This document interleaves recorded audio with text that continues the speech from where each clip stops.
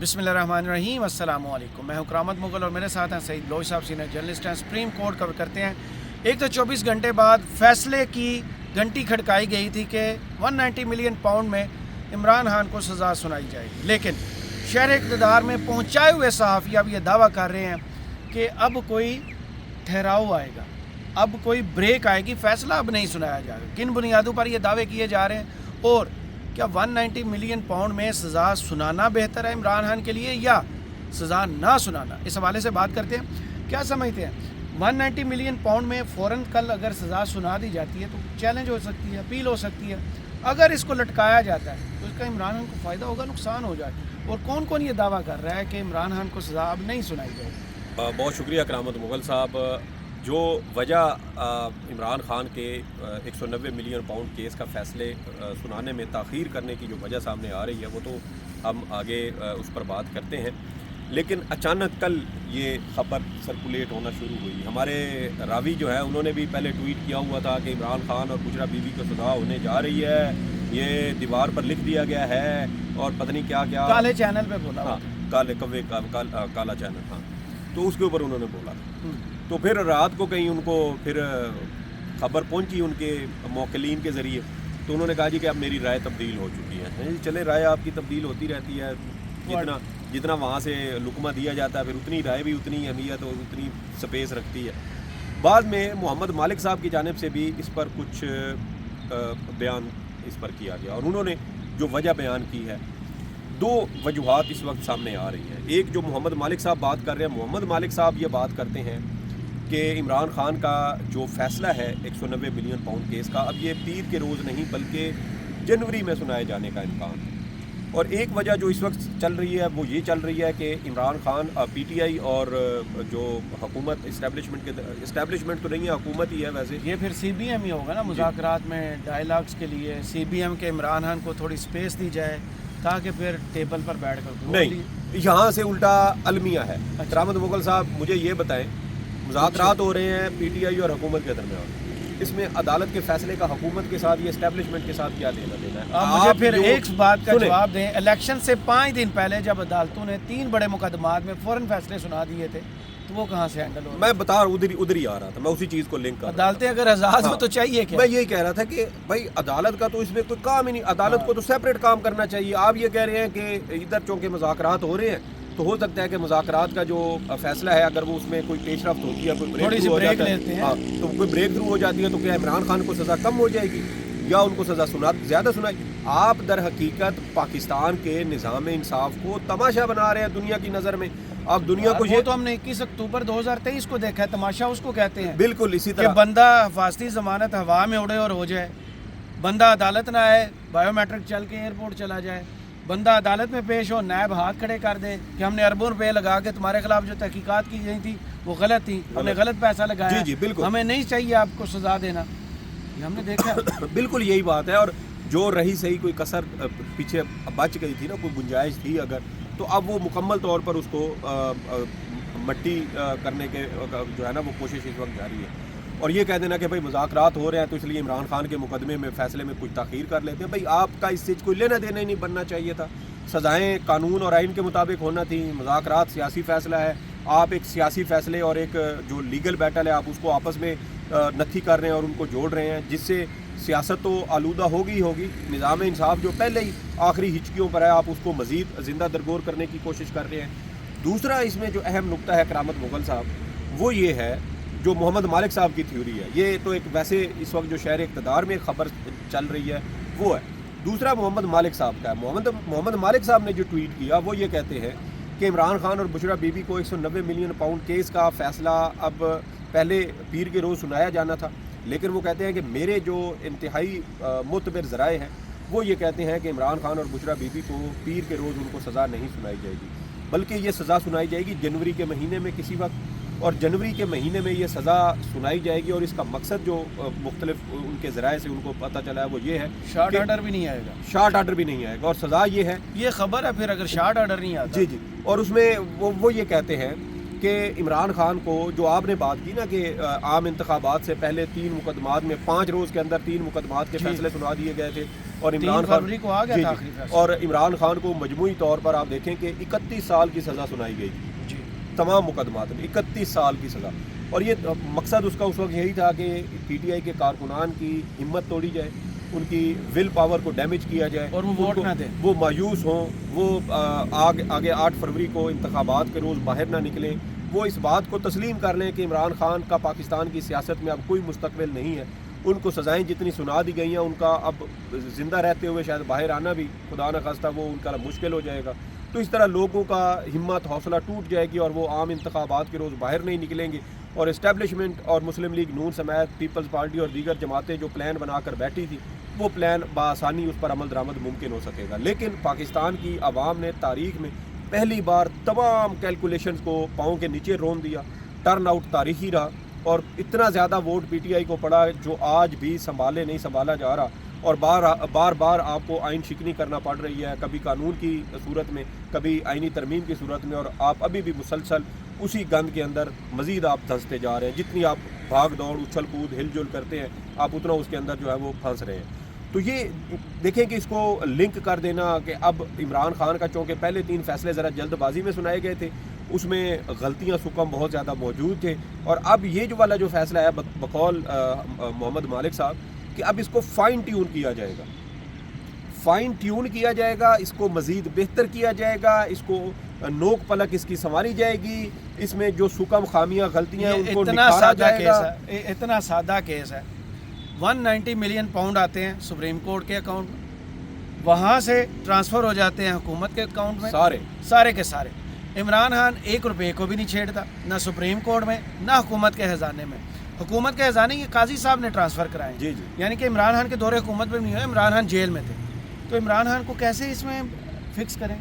دیکھیں fine tune کر رہے ہیں، یہ فکس اسی طرح ہوگا جیسے ان کو سائفر میں فکس کیا گیا، جیسے ان کو عدت کیس میں کیا گیا۔ یار جس عدالت کا دائرہ اختیار ہی نہیں بنتا تھا، نکاح لاہور میں ہوا، مقدمہ آپ یہاں اسلام آباد میں سن رہے ہیں، تو یہ اسی طریقے سے انہوں نے فکس کرنا تھا۔ اور ابھی بھی مجھے تو یوں لگتا ہے کہ وہ ویسے بھی آج کل نا، وہ کل بلکہ آج بھی ٹویٹر کے اوپر یہ مذاق چل رہا تھا کہ یہ بتائیں کہ جس وکیل نے فیصلہ لکھنا تھا کیا وہ کہیں مصروف ہے کہ وہ اس کا بر وقت فیصلہ نہیں لکھ پایا، جس کی وجہ سے اب اس کو جنوری تک مؤخر کیا گیا ہے۔ تو یہاں دیکھیں نا کرامت مغل صاحب کے لوگ کیسے چیزوں کو کتنی جلدی پک کرتے ہیں، کتنی جلدی سمجھ جاتے ہیں کہ یہ فیصلہ کہاں سے آیا۔ آپ کے ہمایوں دلاور صاحب نے 35 صفحات کا فیصلہ آدھے گھنٹے میں کیسے لکھ لیا؟ تو شکوک و شبہات تو پیدا ہوتے ہیں توشہ خانہ کا۔ اس کا مطلب یہ ہے کہ فیصلہ پہلے سے لکھا ہوا تھا۔ عدت کیس کا فیصلہ ہمارے دفاع کے بیٹ رپورٹر اس کے اوپر بیپر دیتے رہے اور وہاں سے بریکنگ نیوز چلواتے رہے۔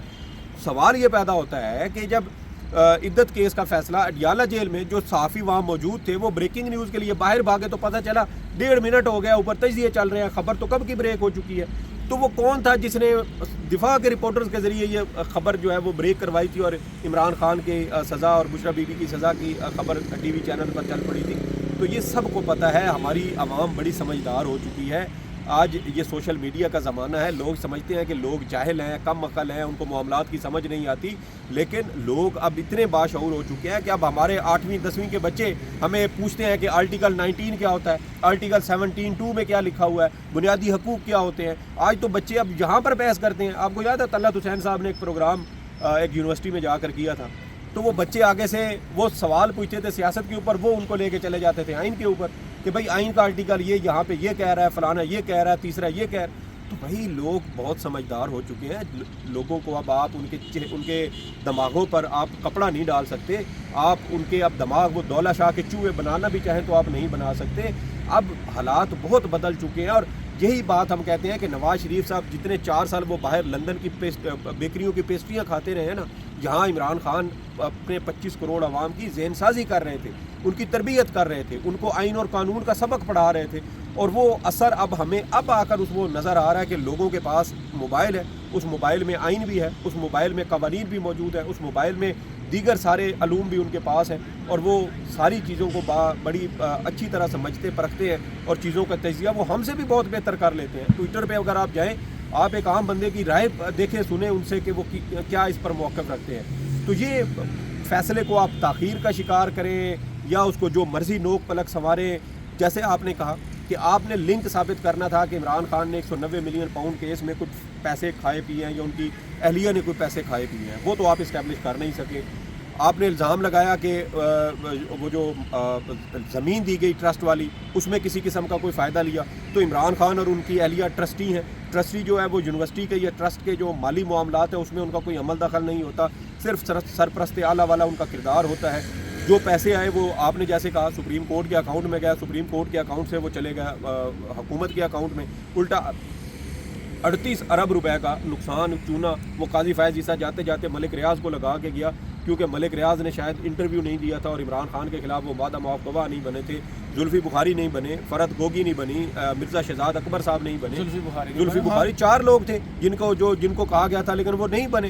تو سوال اب یہ پیدا ہوتا ہے کہ آپ کے پاس شواہد ہوتے تو آپ ان کو لوگوں کو وعدہ معاف گواہ ہی نہ بناتے.